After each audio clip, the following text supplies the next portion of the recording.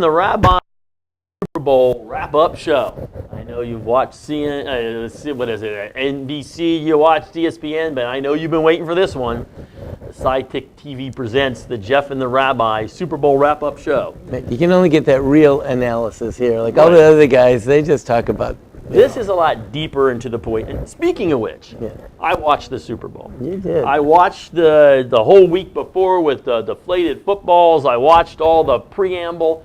Watched the game, I watched the halftime show, I watched all the cute little puppies and the horses, I watched the commercials, watched everything, knowing that my job on this show was supposed to find Torah connections to this game. Mm-hmm. I sat there with my laptop, ready to type, ready to go, and here's what I got. Mm-hmm. Absolutely nothing. Zilch, zero, nada, nothing at all. Right. I didn't see one thing whatsoever that brought me to the Torah in this game. I don't know what happened. I watched the whole thing. I didn't see anything. Now, as we were just talking about, there was one guy, the guy that caught that touchdown pass, for the Patriots, had 1/4 Jew on his father's side in him. So that's all I got to get, close to the Torah in this thing. But I know you got something, or we wouldn't be here today. Of course. The Torah has something to say about everything. All right. You know, there's actually, the Midrash says that God showed first Adam and then later on Moses the entire future. So he knew about this game then. So he even knew about the game. Moshe actually could have made a bundle. He could have bet on the game. He actually knew about it. Wow. Knew about the outcome and everything. Knew, could he have told the Seahawks coach to maybe run the ball? Which just that's all I'm going to say. Just you know what? A smarter call right there. So I've often thought about that, but I believe that since he knew that the Patriots were going to win, had he told the Seahawks coach to run the ball, something would have gone wrong. Okay. Then he would have fumbled or something. Right. So, that was the fact. It was going to be that way. I don't know. But there was a lot there to be had. For me, I can't tell you who God was rooting for, but clearly, sometimes people go, oh, God wanted this thing. People say, oh, come on. How can you say that God wanted this to happen or God wanted that to happen? So this is the first important point that I think we have to believe, even though you might say that the game is ultimately trivial. Right? In the big scheme of things, how is anything different? I had when the game was all over, whether my side won or not, since I didn't bet on it, I had the same stack of bills still sitting on my desk. Right. The people that I knew that are sick and in need of a cure are still sick and in need of a cure. The guy that's looking for a job is still looking for a job, and on and on and on and on. Right? So what you're saying is not that important. It's not like Alabama football or in college football. Not like a real of it, so it's just not that important. Right. Right. So it's really, you could say that. However, if you do say that God doesn't care who wins the football game, and that God wasn't looking out for this, and God wasn't, manipulating it, then you have really said that God doesn't control the world. Because if God created everything in the world except for one styrofoam cup, he's not God. Yeah, that makes sense. God can't not be in control of everything. He must be in control of everything. He has to control everything, including the outcome of the football game. Wow. Okay? Now, there is a certain measure of human endeavor, and we try and all that, but results, as we all know, our job is to try and to do our best. Results, ultimately, all rest in the hands of God. This fellow that made really the last 2 plays of the game, the same guy made the last 2 plays of the game, was really interesting. There was a pass way downfield. Whatever this guy is, I don't even know him, no one ever heard of him. I think his name is Malcolm something or another. Right. He knocked the ball away. Wonderful. He did a beautiful job. I believe he did exactly what he was supposed to do. Okay. Due to some fluke, when the receiver was laying on the ground, the ball came falling down into his hands. Into his arms. That would have been the worst ever thing. They would have lost the game. New England was about to lose the game because of that fluke. Even though it looked to me like this guy did everything that he was supposed to do. He did the right thing. He did. He did everything he was supposed to do. He knocked away the ball. He broke up the play. Everyone thought, oh, that's great. And then, right?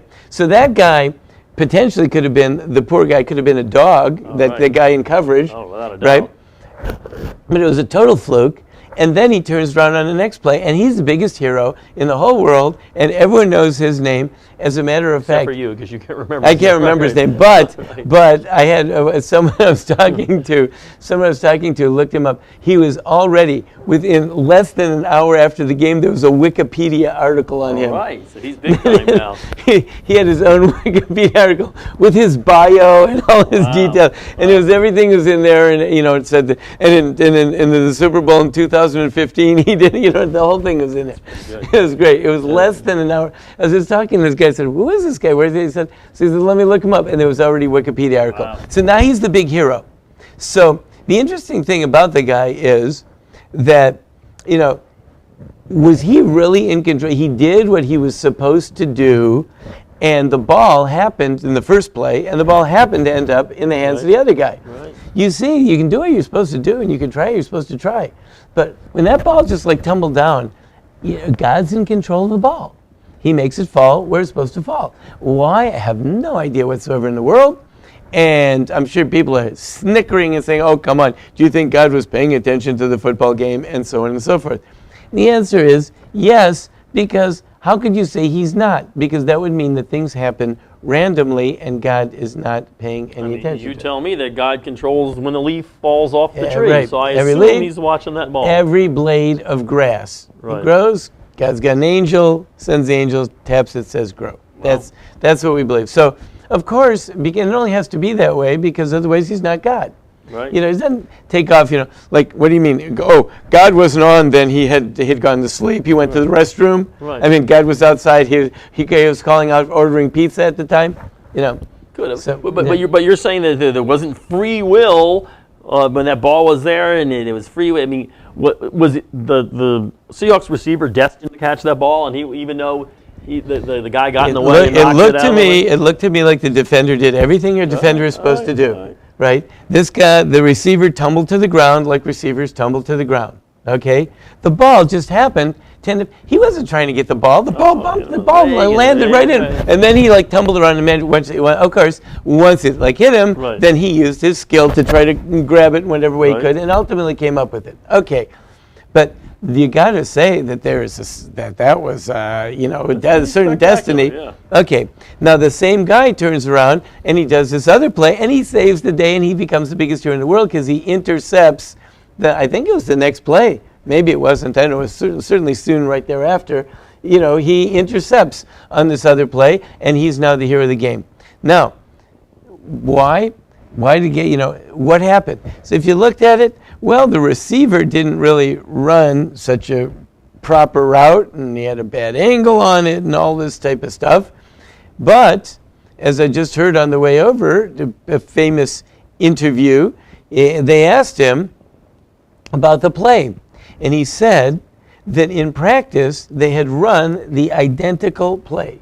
They ran that very same play, and the team, when they were playing against the offense ran that team, they beat them, and they scored. Right. And the coach came out, Belichick came out, and he told them, you're going to have to explode at this point and go here, otherwise, they're going to beat you. So he told them, this guy said, when it was all said and done, he says, you know what? I did what they coached me up to do. And therefore, what he said was, I thank God, I tried, I followed my instructions, he practiced his discipline, he used his practice, his focus, he brought all of his talents to bear and his discipline, and it worked out to be successful. Had he done all those same things and it didn't work out to be successful, it wouldn't have necessarily been his fault. He did what he was supposed to do. If he had done that and it didn't work out, then it wouldn't have worked out. Heck of a way to look at it. Because that was God's making the call, You can't control the other person. You can only do as much as you can do. And if you did everything you're supposed to do, just like in the previous play, it wasn't his fault that that guy caught the thing while he's laying on the ground. He did everything he was supposed to do. It works or it doesn't work. You just got to go out and do what you're supposed to do. Which actually brings me to point number two. Which is that when doing that, so really, there is no reason, and as a matter of fact, it's actually it's actually almost like revolting when people celebrate their own physical prowess and their abilities. Because the guy, I had seen a piece earlier on in the game that Sherman, I guess, was he one of the cornerbacks or something? From Seattle, you mean? Yeah, Seattle, right. So he's very proud of himself and all of his abilities, and he lets everyone know about it all the time. Right. So he beat someone. I don't remember exactly what it was. He beat someone on a play, and that person was supposed to be like the best, and he beat him. So he made a point of like making gestures to the camera, which the announcers explained what he was talking about, because I don't think anyone would have understood. I surely didn't understand what he was doing. Right. But he showed that the other guy, who's number whatever he is supposed to be the best, but I'm better than him. Yeah. So he wanted everyone to be sure to know that he was better than the other guy. And he can take that knowledge to the loser's locker room and think about that all winter long, because everyone's going to. But he told everyone that he was better than the other guy. God was listening to that there? I don't know if God got him for that, but I do know that, what do you mean you're better than the other guy? You just do your best. We're not ranking you. So it says Moshe was the humblest man who ever lived. That's true. Okay. Right. Now, that tells me that Moshe probably never got anywhere near a football stadium, because football stadiums are the least humble places. No. At least, in recent times. It wasn't like that when I was a kid, but in recent times, they are so not humble, it's ridiculous. Everyone, struts and gestures and points them to when themselves. They crossed the Red Sea, he didn't spike the staff again when they crossed the Red Sea. Right. So how can Moshe, let's get a little realistic here. Right. How can Moshe be so humble? I like a question. He was the greatest. I mean, he can do anything. God right here. He split. He said, put out his thing. The sea split. Okay, he turned the water into blood, and he could pick up the tail of the snake and have it turn back into a rock. Stick. It turns into water. A rock, and the water. Moshe, come on. Moshe talks to God. Let's not be ridiculous. I mean, there's humility and there's reality. Like the guy says, the guy who's not at all humble, it says, listen, I'm just trying to tell you the truth. I'm the greatest. Well, the truth is Moshe was the greatest, and yet he was the humblest. The answer to that is really very simple. It's, who do you line yourself up against? So this guy, Sherman, lined himself up against some other player, and he said, I'm number one. I am greater than this other player. Moshe lined himself up against God, and he said, I'm an ant. I'm not even an ant. I'm a speck. I'm nothing. Right. What is the point of saying Moshe? Why would Moshe say, I'm better than anyone else? Vis-a-vis God, Moshe was insignificant. And that's what really counted. So really it all depends. So all these guys, when the guy's saying, I'm number one, we're number one, what that means is you're number one, you're looking down the pile. Right. You're down, I'm on top of all these people. I climbed on top of all these people. So I'm number one of all these other people. Okay, so you are. So what? If you be looking up, so you're number one vis-a-vis what? I'm number one vis-a-vis what? Does that mean you're immune to cancer? Right? Does that mean that you don't need an accountant when it comes time to file your taxes? Right? Oh, you sure are putting a wet cloud on all those. So you're number one? You're number one? I mean, come on, number one what? So, we all understand I'm number one. If you realize that within the context that you're number one, so come on. Not that significant, is it? Please, I mean, it's nice to know and good to feel. Everyone should be proud of excelling within their area of expertise. That's great. But to go make a big deal out of it, and especially at the expense of someone else that's number two, right? Does that really make you feel good? And let me ask you something, in a few more years, how much number one-ness is going to matter there? So by and large, I'm actually happy with the outcome, because I feel that the least bragging of the two teams, and not that I think that either of them are particular saints or anything like that. No, they're although that's New Orleans, right? Yeah, right. All different. Yeah. But not that. Yeah, I'm not saying that they're God's gift to mankind, and this is but the least bragging of the two. I think, won, and it would have been insufferable, I believe, to had the more bragging team won. It would have been just unbelievable how much bragging would have had to put up with. So the real question is, what does that have to do with Katy Perry? So getting to women, okay, let's get over. I know that's what everybody's was trying to find out right now. So let's get, first of all, I did not see the halftime show. Oh. Okay. You really didn't see it? I did not see it. I don't watch halftime shows. Wow. Period. Okay, don't watch halftime show. Didn't watch the first half or the halftime show. Okay, fair enough. Never no, I didn't either. Never. Don't watch them. Don't watch the first half because it's a waste of time. Right. Don't watch the halftime show because it has a tendency to be indecent. Right. So can't watch indecent things, right? As were a number of the advertisements that were shown, which also some bordered on indecency and some were grossly obscene.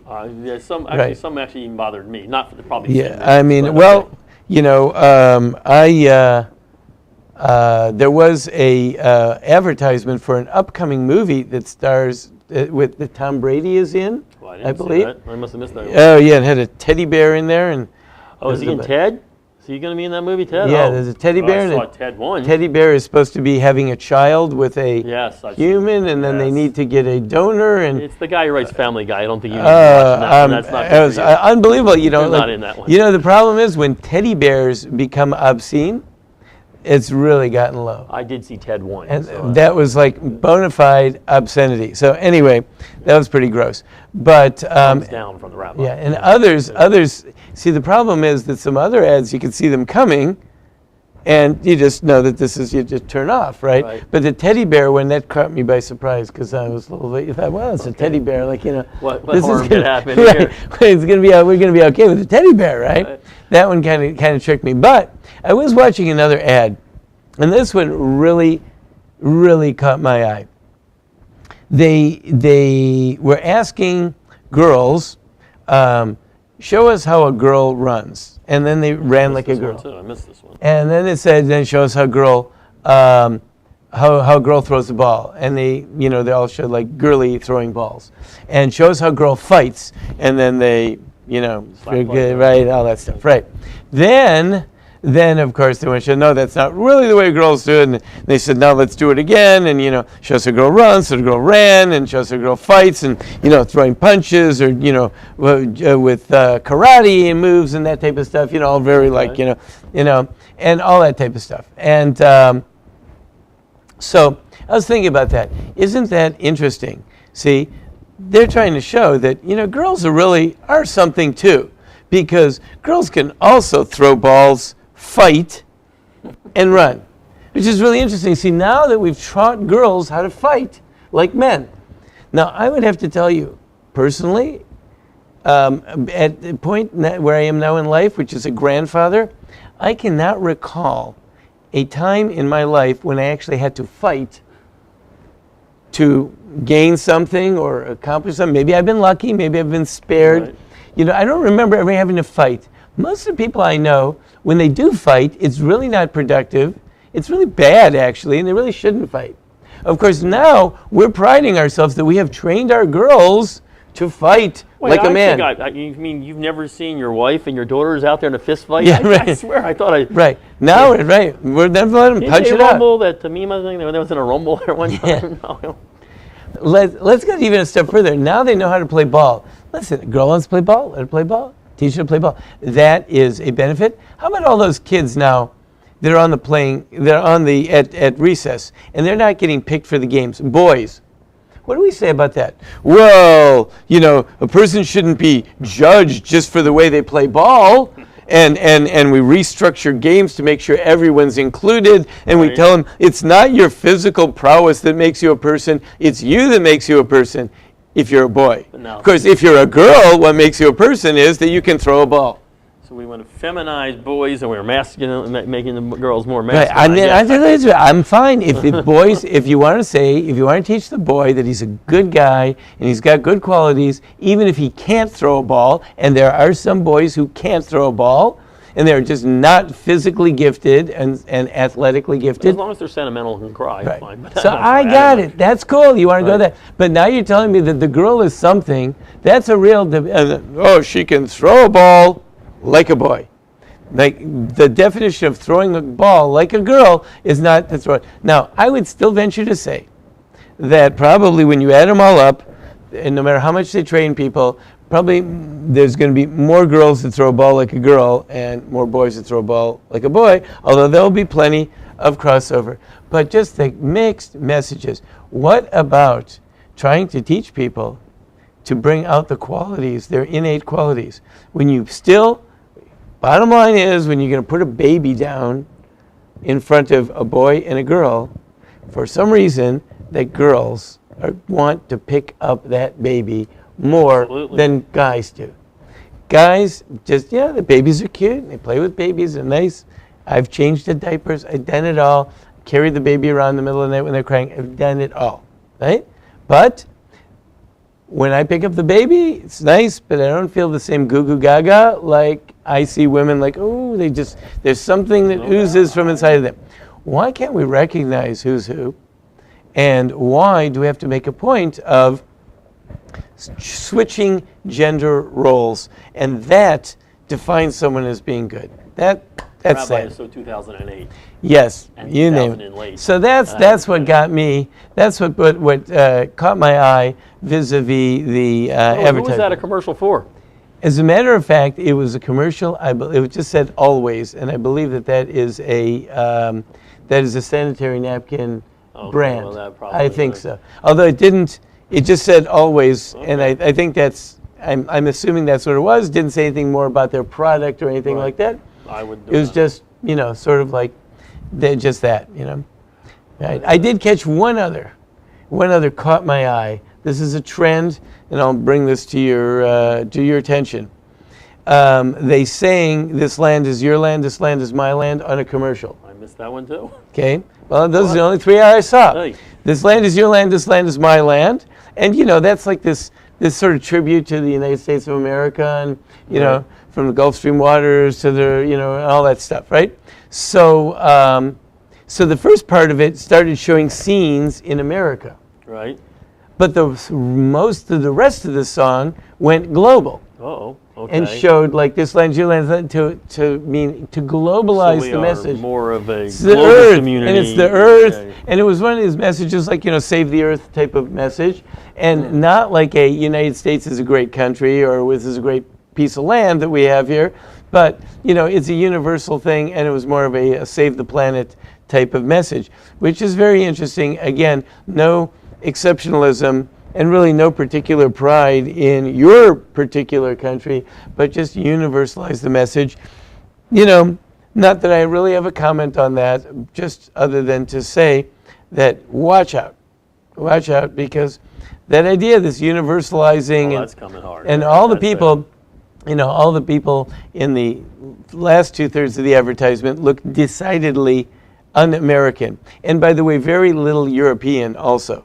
Just a little smidge of Europe in there, mostly third world type of stuff, a lot of Asia and that type of thing.